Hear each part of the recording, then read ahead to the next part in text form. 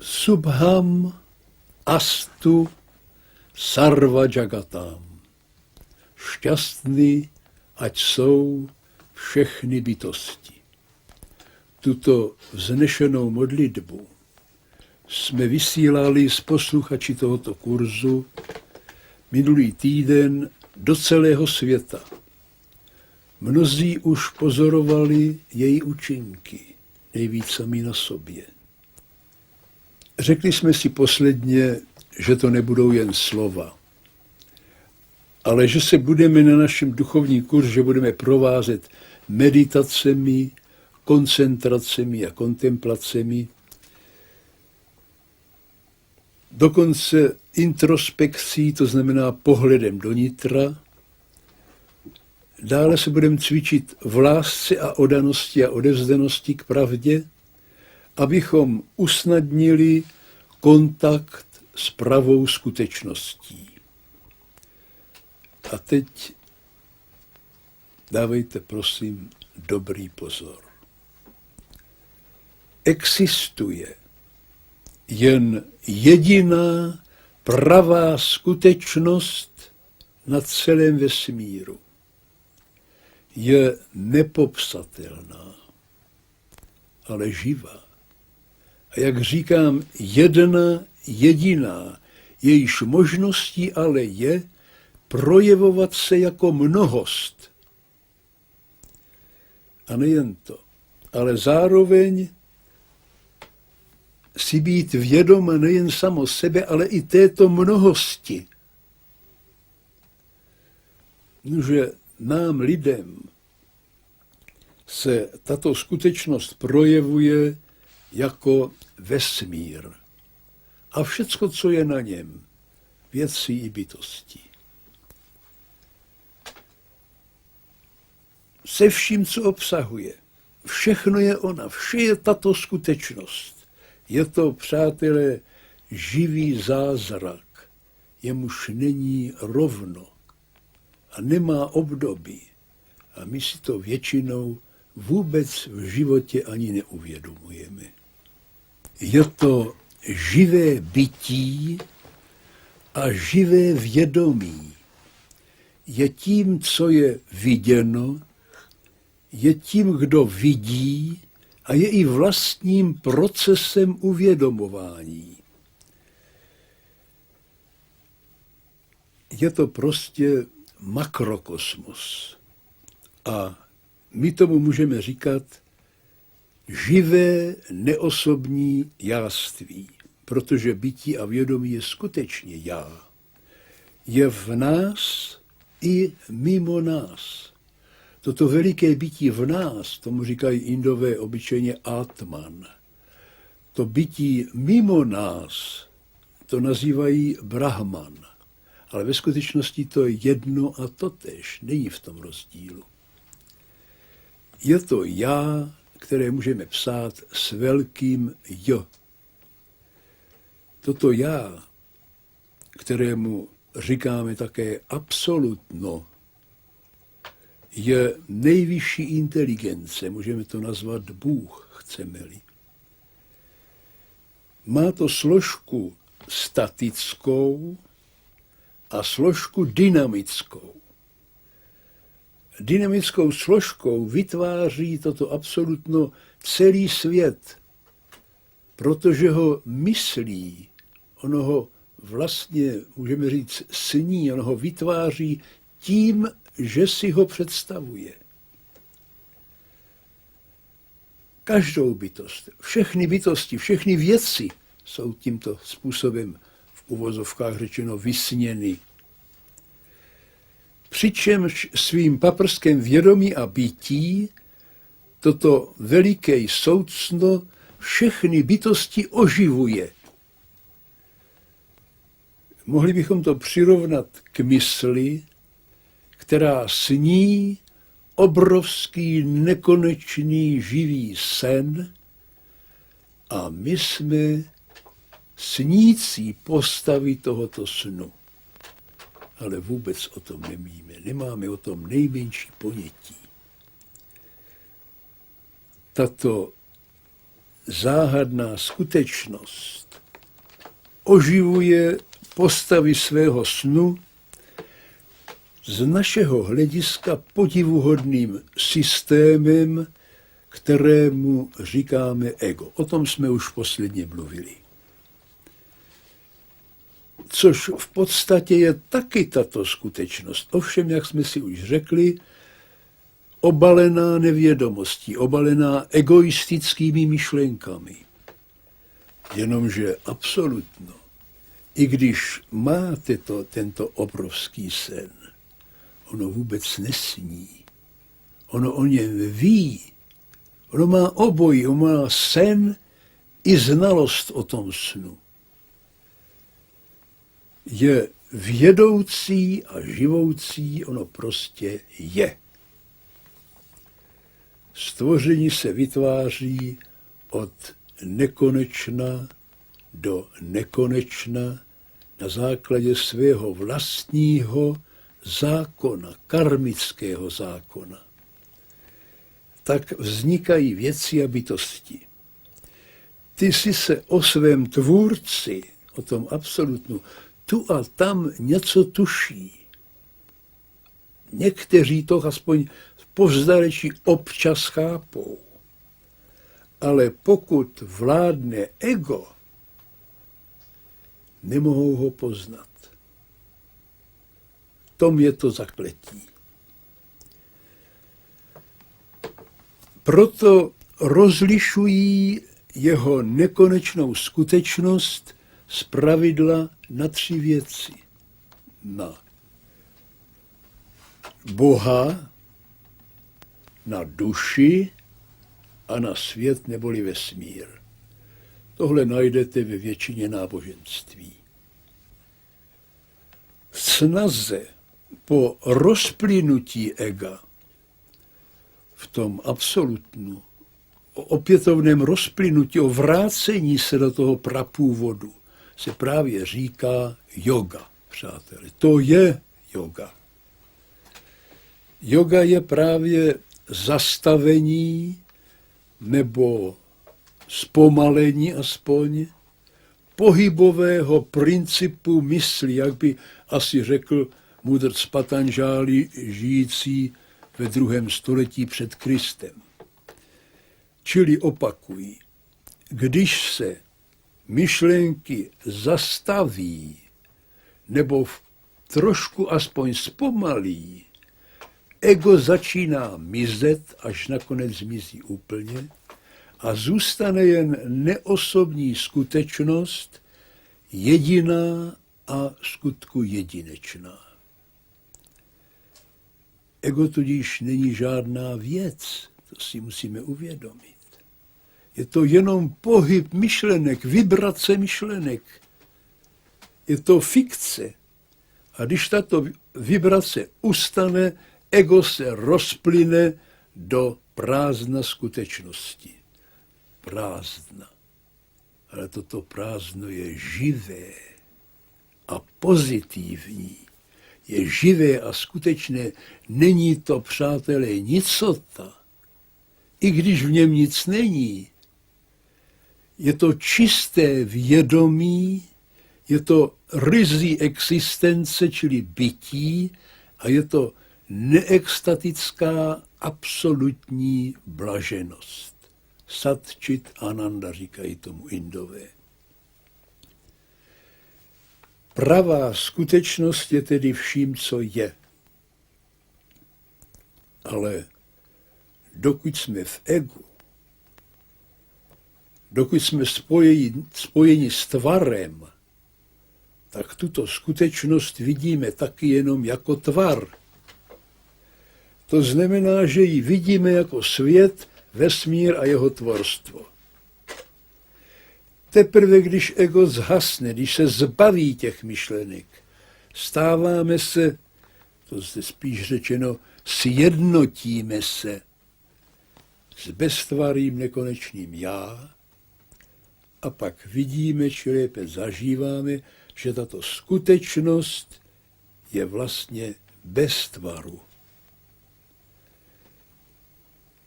Bez omezení, univerzální a nekonečná, jakožto pravé jáství.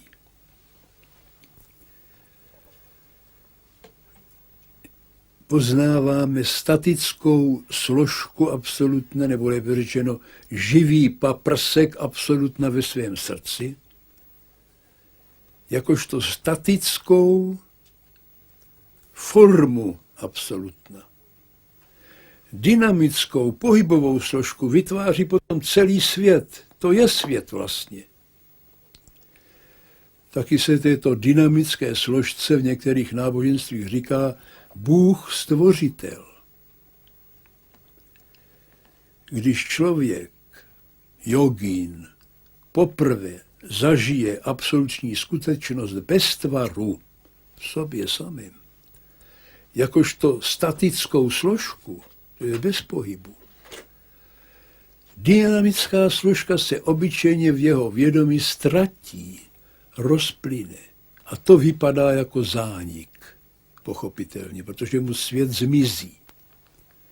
Čili zkráceně řečeno, je-li zde ego, je tu také svět, není-li zde ego, svět mizí, rozplyne se a zůstává jenom skutečnost, ale to není ztráta, přátelé.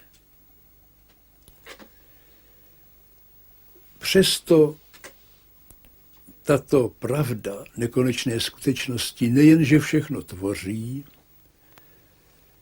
ze svého vlastního ryzího bytí, ale zároveň tuto obrovskou mnohost, jak jsme říkali, pozoruje jakožto vědomí nebo pozorovatel. A to už jsme si minule řekli, že tento prvek, tento faktor pozorovatele je pro naše bádání nesmírně důležitý.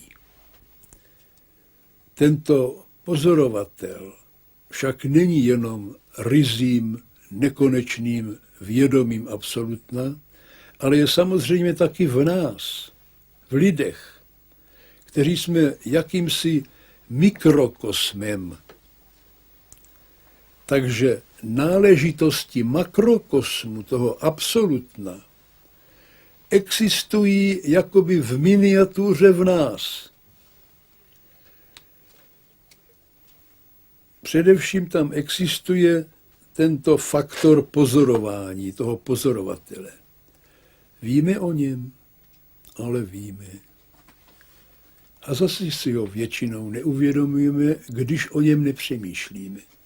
Musíme se jen podívat na to, jak vlastně člověk pozoruje svět a čím ho pozoruje.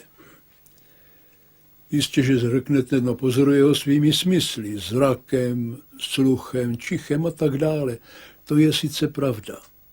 To je základní pozorování, ale smysly nejsou konečnými pozorovateli, protože smysly musí být pozorovány ještě něčím jiným. A to je mysl, přátelé. No tak si asi řeknete, tak je to tedy mysl, která je posledním pozorovatelem. Není tomu tak. Ani mysl není poslední pozor, natož smysly. U smyslu je to jasné. Tam například vidíte, že v hlubokém spánku nebo třeba v narkóze nepozorují smysly nic. Ale nejen v hlubokém spánku, může to být i během běžného života. Třeba sedíte v pokoji a čtete si knížku. Někdo přijde do toho pokoje, osloví vás, no zvukové vlny jistě došly až k vašemu ušnímu bubínku, ale vy jste to nezaregistrovali. Proč? No protože vaše mysl byla jinde. Z toho by se dalo přirozeně dedukovat, že tedy mysl je posledním pozorovatelem, ale není, přátelé. Proč není? Já vám to řeknu. Podívejte se, mysl, jak známo, je velmi dynamická. Jsou to žádosti, pochybnosti, obavy, všelijaké city a tak dále. Prostě mysl je velmi dynamická a stále se jaksi pohybuje. Aby mysl někdo pozoroval, nebo aby byla možnost ji pozorovat, musí zde být pozorovatel statický. Pochopitelně, jinak by tu dynamiku nemohl sledovat. Je tady něco v tom našem těle nebo v tom našem životě, co by bylo skutečně takto statické, ale ano, je. Je to právě vědomí, je to ten pozorovatel. A už jsme zas u toho pozorovatele, že tentokrát jsme k němu došli jinou cestou. Tak toho budeme sledovat a ten bude naším hlavním, jaksi vedoucím prvkem k poznání. Také mu můžeme říkat vědomí. Vědomí a pozorovatel je prakticky jedno. Všechny změny mysli jsou totiž pozorovány právě tímto vědomím. My se teda pokusíme toto vědomí poznat. My ho musíme poznat, přátelé. Vždyť je to naše pravé já. Existují, přátelé, v podstatě dvě cesty. Nemyslím jogi, těch je víc, ale dvě základní cesty, kterými se můžeme pokusit objevit to naše obrovské pravé soucno v nás. Je to cesta dlouhá a je to cesta krátká. No samozřejmě, kdybych se vás zeptal, kterou si budete volit, jistě řeknete tu krátkou. Ale jogín, začátečník, aby pokročil, musí zpravidla projít oběma cestami. Ta dlouhá cesta jeho ego zjemní, produchovní, tak aby nebylo tak silně egoistické, zištné, násilnické a tak dále, musí z tohoto ega udělat něco jemnějšího a teprve ta krátká cesta zrealizuje pravdu za tímto egoismem. Jak už jsem vám posledně slíbil, nacvičíme si dnes první cvičení cesty krátké, aby ti pokročilejší se mohli hned uplatnit. Těm méně pokročilým tom naprosto neublíží, naopak jim to pomůže. Pomůže jim to prostě ukázat správný směr. O dlouhé cestě si řekneme příště. Nuže, usedněte všichni do pohodlné pozice, tak, aby se vám tělo nepřipomínalo nebo připomínalo pokud možno nejmíň, anebo třeba do nějaké asany, siddhasány, nebo tak, jak jste na ní někteří zvyklí. Ale stačí do křesla nebo na židli. A upněme teď veškeré mentální i tělesné napětí, musíme uvolnit. To musíme naprosto uvolnit a posadit se tak, abychom páteř, krk a hlavu měli v jedné rovině. Teď prosím myslete vteřinku nebo tak 2, 3 na nekonečno. To je proto, abychom stabilizovali svou tělesnou i mentální pozici. To velice pomáhá. A teď prosím si uděláme takové malé pranajámické cvičení. Pranajáma to je cvičení dechu. Uděláme si toto cvičení, které velice usnadňuje soustředivost. Spočívá v tom, že budete klidně, a prosím, dělejte to teď se mnou, že budete klidně nadechovat páteří. Je to nezvyklé, ano. Samozřejmě, že budete dýchat nosem, ale v představě budete mít představu, že nadechujete koncem páteře, vedete ten dech tou páteří, říká se tomu sušumna, to je takový psychický nerv uvnitř páteře, vedete tam tudy teda ten nádech, asi tak 6 vteřin až nad hlavu, tam na chviličku, na vteřinu nebo 2 zastavíte dech a znovu se vracíte postupně tou sušumnou, tím středem páteře, až do jejího konce. Ale pozor, tento nádech budete provázet zvukem om nebo aum. To je takzvaná pranava, kterou prý byl stvořen svět. Tak ještě jednou. Ten zvuk není slyšet ven. To je váš vnitřní zvuk v představě. A ještě prosím jeden. Důkladný nádech, ne násilný, klidný, ale středem páteře.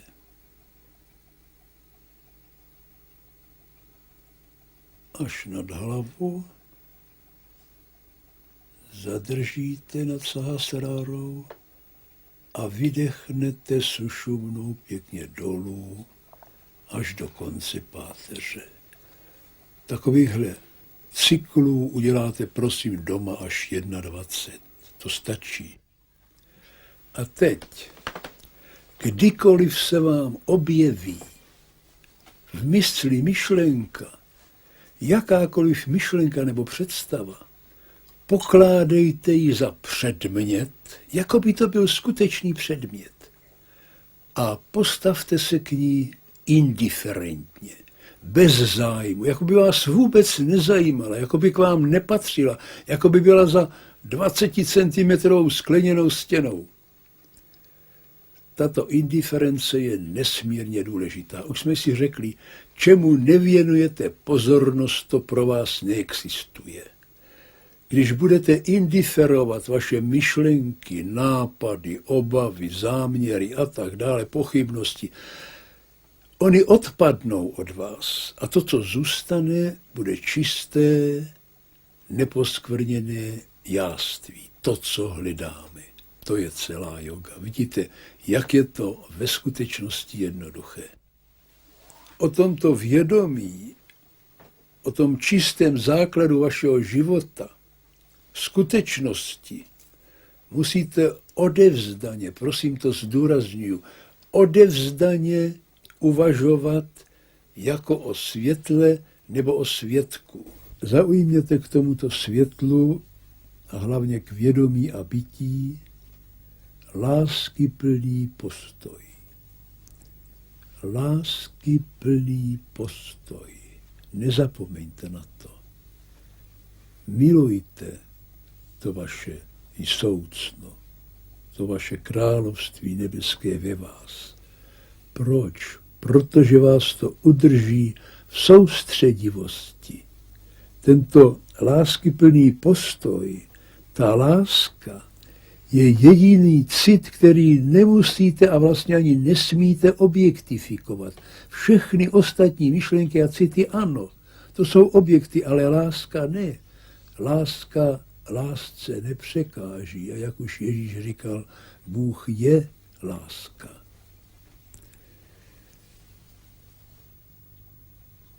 A teď, přátelé, už zase musíme končit. Takže jako minule si spolu vyšlem do vesmíru veliké poselství lásky Subham Astu Sarva Jagatam. Šťastný, ať jsou všechny bytosti. Vyšlete to prosím nahoru, vyšlete to dolů, na sever, na jih, na východ i na západ a buďte šťastní. Om.